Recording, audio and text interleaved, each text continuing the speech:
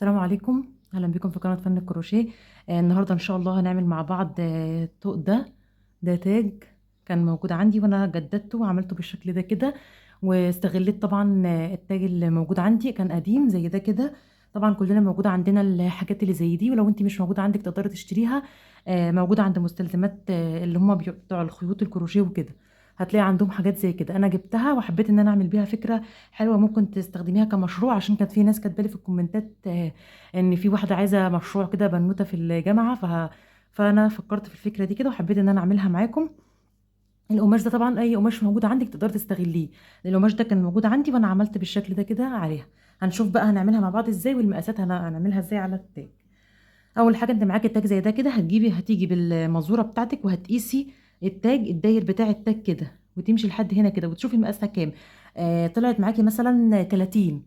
لو طلعت معاكي مقاس التاج كله 30، هتزودي كمان عليه 30 سم، يعني طلع معاكي 30 سم هتزودي كمان 30 هيبقى 60، علشان خاطر تديكي الكورنيشه والكورنيش دي كده والشكل ده كده. تزودي عليها على عددها 30 سم كمان، لو هي 30 لو ازيد برضه هتعملي كده هتزودي عليها كده. طبعا معايا قطعه قماش زي كده، هعملها بقى بقماش تانية. القطعة دي كده عرضها 13 سنتي، والطول بتاعها بقى زي ما انا قلت لك لو هي 30 هيبقى 60 سنتي، هنزود عليها 30 كمان، لو 40 هتزودي كمان 40. هتقيسي كده التاج زي ما انا قلت لك وتعمليه، يبقى كده ده كده عرضها 13 سنتي وطولها 60 سنتي. هتيجي بقى من هنا كده، انا هوريكي الفكرة وحضرتك هتعمليها، ممكن تعمليها بقى على المكنة او تعمليها تخيطيها بايدك لو حابة تعمليها. هتيجي بقى هتتندي كده وتروحي جايه مخيطاها من هنا كده، تخيطي الجزء ده كده كله. طبعا انا خيطتها خيطتها وطبعا رحت جايه بعد ما بتخيطيها بتتنيها كده وتخيطيها زي ما قلت لك بتكويها. انا كويتها طبعا بالمكوى عشان تبقى مفروده معايا كده، وبعدين بتقلبيها بقى قبل ما بتكويها، بتقلبي الجزء ده، بتخلي الخياطه بتبقى لجوه، يعني الخياطه بتاعتها بتبقى لجوه بالشكل ده كده. طبعا بعد ما بتخيطيها بتيجي بقى من هنا كده بتخيطيها وتقلبيها عشان الخياطه بتاعتها هتبقى لجوه. هتيجي بقى تجيبي التاج بتاعك وتقيسيه، تقيسي الجزء ده كده بالقلم من هنا وهنا، تقيسي ايه العرض بتاع التاج في نص القماش زي ما انت شايفه كده، نص القماش كده تقيسيها من هنا لهنا بالقلم وتخيطي زي ما انت شايفيني كده مخيطاها اهو. يا رب تكون واضحه، شايفين مخيطه خياطه من هنا وخياطه من هنا، والجزء ده كده سايباه مفرغ عشان خاطر هدخل التاج في الجزء اللي هو فيه الفراغ ده كده.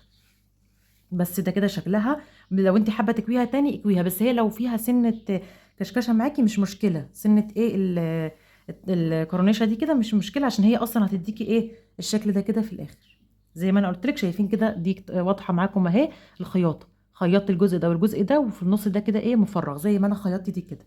هتيجي بقى من هنا كده وتجيبي التاج بتاعك وتبداي بقى تدخلي التاج في الجزء المفرغ ده اللي فيه الفراغ اللي احنا عاملينه اهو. معاك الناحية التانية.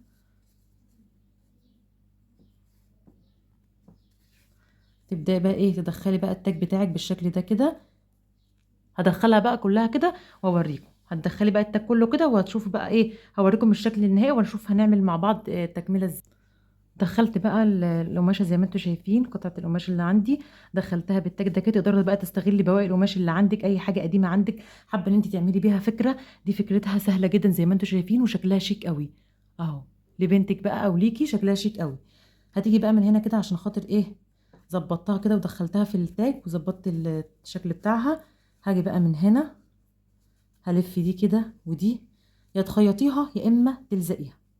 شايفين دي كده هلفها كده بالشكل ده وهلزقها من هنا بمسدس الشمع. قبل ما الزقها بقى عندي قطعه القماش اللي زي دي، بعد ما بتلزقيها هتجيبي بقى قطعه قماش من نفس القماشه بتاعتك وتلفيها عليها بالشكل ده كده. هتتنيها كده قطعه كده صغيره اهو. وطبعا كل ده انت لما بتعملي كده بتلزقي كل ده كده تلزقيه بالمسدس، مسدس الشمع. بس بتلفي دي كده شايفه اهو، تلفيها على التاج بالشكل ده كده عشان خاطر ايه تديكي الشكل اللي انا عاملاه ده اهو. لزقتها انا كده. لو انت بقى ما عندكيش مش متوفر عندك لزق وحابه ان انت تخيطيها هتخيطيها عادي بكل سهوله. هلزقها وارجع اوريكم بقى الشكل النهائي. كده خلاص خلصتها بقى، وجبت قطعه قماش وعملتها على التاج بالشكل ده كده، لزقتها.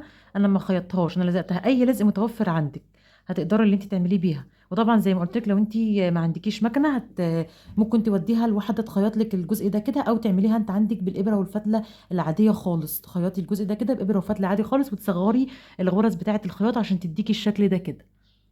بس ده كده شكلها. ومن هنا كده لزقتها بالشكل ده كده، وبقيه الخيوط بقى ايه، لسعتها بالولاعه عشان ما تفكش مني. ده كده شكلها. وده كده اللي انا كنت عاملاه قبل كده. القماش ده طبعا موجود عندي اهو. اي قماش بقى متوفر عندك، باقي من دريس عندك او اي قماش، هتقدري ان انت تعملي بيه التوك الجميله دي. شكلها شيك قوي، وتقدري ان انت تبيعيها لاي حد زي ما انتم شايفين كده. ده كده شكلها النهائي. يا رب ده فيديو سريع كده حبيت ان انا اشاركه معاكم، عشان خاطر في ناس حابه ان هي تعمل مشروع بسيط كده. حبيت ان انا اعمل معاكم حاجه زي كده. يا رب الفيديو يكون عجبكم. ما تنسوش بقى الاشتراك في القناه واللايك للفيديو. سلام عليكم.